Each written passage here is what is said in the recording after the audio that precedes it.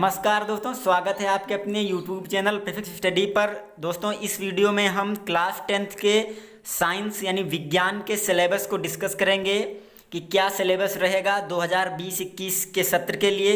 इस सत्र में कौन से क्वेश्चन कितने मार्क्स के आएंगे, पूरा हम इस वीडियो में डिस्कस करेंगे। तो इस वीडियो को आप लास्ट तक जरूर देखिएगा ताकि आपको कोई भी कन्फ्यूजन ना रहे। तो चलिए वीडियो को स्टार्ट करते हैं। देखिए, पहले एक नोटिस दी गई है इसमें, कोविड-19 महामारी के कारण शैक्षिक सत्र 2020-21 में विद्यालयों में समय से पठन पाठ्यन का कार्य ना हो पाने की स्थिति में सम्यक विचारोपरांत विषय विशेषज्ञों की समिति द्वारा निम्नवत 30% पाठ्यक्रम कम किए जाने की अनुशंसा की गई है। तो पहले इसमें वो दिया गया है जैसे कि मतलब जितना कि इसमें पाठ हटाए गए या फिर टॉपिक जो हटाए गए हैं पहले उनके बारे में बात करेंगे। तो धातु एवं अधातु नाम के चैप्टर में से धातु तथा अधातुओं के गुणधर्म ये टॉपिक हटा दिया गया है, और आयनिक यौगिकों का निर्माण तथा गुणधर्म ये टॉपिक भी हटा दिया गया है। बात करें तत्वों का आवर्त वर्गीकरण नामक चैप्टर की, तो इसमें से तत्वों के वर्गीकरण के प्रारंभिक प्रयास जैसे डॉबेनायर का त्रिक और न्यूलैंड का अष्टक नियम ये दोनों टॉपिक भी हटा दिए गए हैं। आगे है जंतुओं तथा पौधों में नियंत्रण एवं समन्वय। इस यूनिट के बारे में देखें तो इसमें से पौधों में दिशिक गति ये हटा दिया गया है, पादप हार्मोनों का परिचय इसे भी हटा दिया गया है, जंतुओं में नियंत्रण एवं समन्वय, तंत्रिका तंत्र, ऐच्छिक पेशियाँ तथा अनैच्छिक पेशियाँ, प्रतिवर्ती क्रिया, रासायनिक समन्वयन, जंतुओं में हार्मोन ये इतने टॉपिक भी हटा दिए गए हैं। आगे बात करेंगे प्राकृतिक संसाधन, ऊर्जा के स्रोत और बायोगैस ये भी हटा दिया गया है। आगे हमारा पर्यावरण से पारितंत्र, ओजोन परत का अपक्षयन ये दोनों टॉपिक भी हटा दिए गए हैं। आगे फिजिक्स में है अपवर्तन, तो अपवर्तन नामक चैप्टर में से आवर्धन और लेंस की क्षमता और प्रकाश का प्रकीर्णन दैनिक जीवन में अनुप्रयोग प्रकाश के प्रकीर्णन का ये टॉपिक भी हटा दिए गए हैं। आगे चैप्टर है विद्युत का प्रभाव, विद्युत का प्रभाव में से दैनिक जीवन में उपयोग ये हटा दिया गया है, और दैनिक जीवन में विद्युत के प्रभाव के उपयोग ये टॉपिक भी हटा दिया गया है। लास्ट चैप्टर है यहाँ पर विद्युत धारा का चुंबकीय प्रभाव, और इस चैप्टर में से दीप्त धारा की तुलना में प्रत्यावर्ती धारा से लाभ और घरेलू विद्युत परिपथ ये दोनों टॉपिक भी हटा दिए गए हैं। तो कुल मिलाकर यही आपका पूरा 30% सिलेबस जो है कम हुआ है, बाकी आपका पूरा बचा हुआ है, उसी में से आपका पेपर बनेगा। इस 30% से नहीं, इस 30% को हटाकर जो 70% आपका सिलेबस बचा है उससे ही आपका पेपर बनेगा।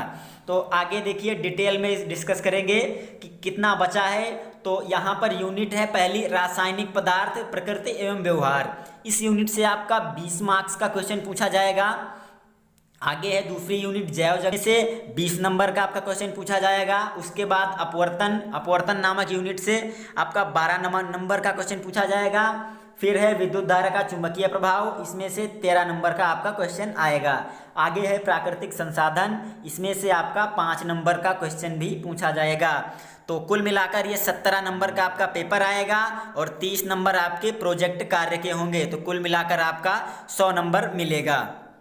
आगे यहाँ पर यूनिट 1 है, इकाई 1 डिटेल में डिस्कस करेंगे कि क्या क्या आपका बचा है, क्या क्या आपको पढ़ना है। तो पहला यहाँ पर यूनिट है रासायनिक पदार्थ, प्रकृति एवं व्यवहार। तो इसमें चैप्टर है रासायनिक अभिक्रियाएं, ये 20 अंकों का आता है पूरा यूनिट रासायनिक पदार्थ, प्रकृति एवं व्यवहार। रासायनिक अभिक्रियाओं में रासायनिक समीकरण, संतुलित रासायनिक समीकरण, संतुलित रासायनिक समीकरण का तात्पर्य, संतुलित रासायनिक अभिक्रियाओं के प्रकार, संयोजन अभिक्रिया, अपघटन, वियोजन अभिक्रिया, विस्थापन अभिक्रिया, द्विविस्थापन अभिक्रिया, अवक्षेपण अभिक्रिया, उदासीनीकरण अभिक्रिया, उपचयन तथा अपचयन अभिक्रिया ये इतना रासायनिक अभिक्रिया नामक पाठ से आपको पढ़ना है। अगला पाठ है अम्ल, क्षार तथा लवण। इसमें हाइड्रोजन आयन तथा ऑक्सीजन आयन के आधार पर अम्ल, क्षार तथा लवण की परिभाषाएं, सामान्य गुणधर्म, उदाहरण का उपयोग और पीएच पैमाने की अवधारणा, लघुगुणक से संबंधित परिभाषाएं इसमें आवश्यक नहीं है। दैनिक जीवन में पीएच का महत्व, सोडियम हाइड्रोक्साइड, विरंजक चूर्ण, बेकिंग सोडा, धामन सोडा, प्लास्टर ऑफ पेरिस के निर्माण की विधि तथा उपयोग ये इतने टॉपिक आपको अम्ल, क्षार तथा लवण नामक चैप्टर से पढ़ने हैं। अगला चैप्टर है धातु एवं अधातु।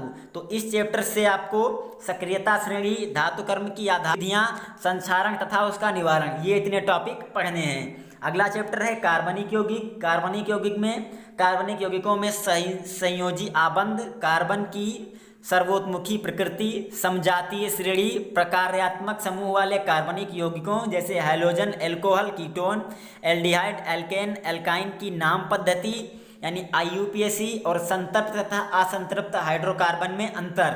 कार्बनिक यौगिकों में के रासायनिक गुणधर्म जैसे दहन, ऑक्सीकरण, संकलन, प्रतिस्थापन अभिक्रिया और एथेनॉल तथा एथेनोइक अम्ल के केवल गुणधर्म तथा उपयोग पढ़ने हैं और साबुन और अपमार्जक भी इस टॉपिक में शामिल किया गया है इस चैप्टर में। तो कार्बनिक यौगिकों में से इतना टॉपिक आपको पढ़ना है। आगे बात करेंगे तत्वों का आवर्त वर्गीकरण। इस चैप्टर से आपको वर्गीकरण की आवश्यकता, मेंडेलीव की आवर्त सारणी, आधुनिक आवर्त सारणी, गुणों में उन्नयन, संयोजकता, परमाणु क्रमांक, धात्विक तथा आधात्विक गुणधर्म। तो इस चैप्टर से आपको बस इतना ही पढ़ना है। आगे यूनिट 2 है जैव जगत यानी कि बायोलॉजी। तो जैव जगत यानी बायोलॉजी से जैव प्रक्रम यहाँ पर चैप्टर है सजीव पौधों का जंतुओं में पोषण, श्वसन, परिवहन तथा उत्सर्जन की मूलभूत अवधारणा। ये टॉपिक आपको पढ़ना है। बायोलॉजी भी आपकी 20 नंबर की आएगी। आगे है प्रजनन, जंतुओं तथा पौधों में प्रजनन, लैंगिक तथा अलैंगिक प्रजनन, स्वास्थ्य आवश्यकताएं तथा परिवार नियोजन की विधियां, सुरक्षित यौन एवं HIV एड्स, प्रसूति एवं जनन स्वास्थ्य। ये इतने टॉपिक आपको पढ़ने हैं। आगे चैप्टर है आनुवंशिकता एवं जैव विकास। इसमें से आनुवंशिकता यानी मेंडल का योगदान और इनके लक्षणों की वंशागति के नियम, लिंग निर्धारण का संक्षिप्त परिचय और विकास की मूलभूत संकल्पना, ये टॉपिक आपको पढ़ने हैं आनुवंशिकता एवं जैव विकास नामक चैप्टर से। आगे यूनिट 3 है प्राकृतिक घटनाएं, संवृत्तियां यानी कि फिजिक्स। तो फिजिक्स में आपको पहला चैप्टर यहाँ पर मतलब वक्रपृष्ठ द्वारा प्रकाश का परावर्तन, गोलीय दर्पणों द्वारा प्रतिबिंब का बनना, वक्रता केंद्र, मुख्य अक्ष, मुख्य फोकस, फोकस दूरी और दर्पण सूत्र यानी इसका निगमन भी आपको नहीं पढ़ना है। आगे है अपवर्तन, अपवर्तन के नियम, अपवर्तनांक, गोलीय लेंसों द्वारा अपवर्तन, गोलीय लेंसों द्वारा प्रतिबिंब का बनना, लेंसों द्वारा प्रतिबिंब बनाने के नियम, लेंस सूत्र और इसकी भी व्युत्पत्ति यानी डेरिवेशन आपको नहीं करना है। आगे है मानव नेत्र में लेंस का कार्य, दृष्टि दोष एवं निवारण, गोलीय दर्पण तथा लेंसों का अनुप्रयोग। आगे है प्रिज्म द्वारा पराप्रकाश का अपवर्तन और प्रकाश का विक्षेपण। ये इतने टॉपिक आपको अपवर्तन नामक चैप्टर से पढ़ने हैं। आगे यूनिट 4 है विद्युत का प्रभाव। इसमें से विद्युत धारा, विभवांतर तथा विद्युत धारा, ओम का नियम, प्रतिरोध, प्रतिरोधकता, कारक जिन पर किसी चालक का प्रतिरोध निर्भर करता है, प्रतिरोधों का संयोजन श्रेणी तथा समांतर क्रम में एवं विद्युत धारा का ऊष्मीय प्रभाव तथा विद्युत शक्ति P, V, I तथा R में अंतर संबंध भी आपको पढ़ना है। आगे है चैप्टर विद्युत धारा का चुंबकीय प्रभाव। इसमें आपको चुंबकीय क्षेत्र रेखाएं किसी विद्युत धारावाही चालक के कारण चुंबकीय क्षेत्र यानी परिनालिका में प्रभावित विद्युत धारा के कारण चुंबकीय क्षेत्र में किसी विद्युत धारावाही चालक का बल, फ्लेमिंग के बाएं हाथ का नियम, विद्युत मोटर, वैद्युत चुंबकीय प्रेरण विद्युत विभवांतर, प्रेरित विद्युत धारा, फ्लेमिंग का दाएं हाथ के अंगूठे का नियम, विद्युत जनित्र, दिष्ट धारा, प्रत्यावर्ती धारा आवृत्ति। इतने टॉपिक आपको विद्युत धारा का चुंबकीय प्रभाव नामक चैप्टर से पढ़ने हैं। आगे है यूनिट 5 प्राकृतिक संसाधन। इसमें ऊर्जा के स्रोत, तो ऊर्जा के विभिन्न रूप, ऊर्जा के परंपरागत तथा गैर परंपरागत स्रोत, जीवाश्मी ईंधन और ऊर्जा, पवन, जल तथा ज्वारीय ऊर्जा, नाभिकीय ऊर्जा, नवीकरणीय तथा अनवीकरणीय ऊर्जा स्रोतों की तुलना। आगे चैप्टर हमारा पर्यावरण से कुछ टॉपिक हैं, पर्यावरणीय समस्याएं, अपशिष्ट उत्पादन तथा निवारण, जैव निम्नकरणीय तथा अजैव निम्नकरणीय पदार्थ। लास्ट यहाँ पर चैप्टर है प्राकृतिक संसाधनों का प्रबंधन।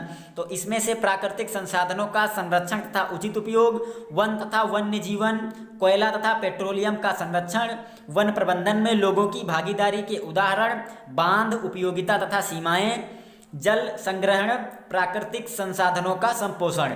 इतने टॉपिक आपको प्राकृतिक संसाधनों का प्रबंधन नामक चैप्टर से पढ़ने हैं। तो इस वीडियो में हमने पूरा सिलेबस यहाँ पर डिस्कस किया कि क्या क्या टॉपिक आपको पढ़ना है क्लास 10th की साइंस के लिए 2020 और 21 के सत्र में। तो ये वीडियो यहीं पे ख़त्म होती है। अगर वीडियो आपको पसंद आती है तो लाइक और शेयर करें, चैनल पर सब्सक्राइब कर लीजिए। Thanks for watching.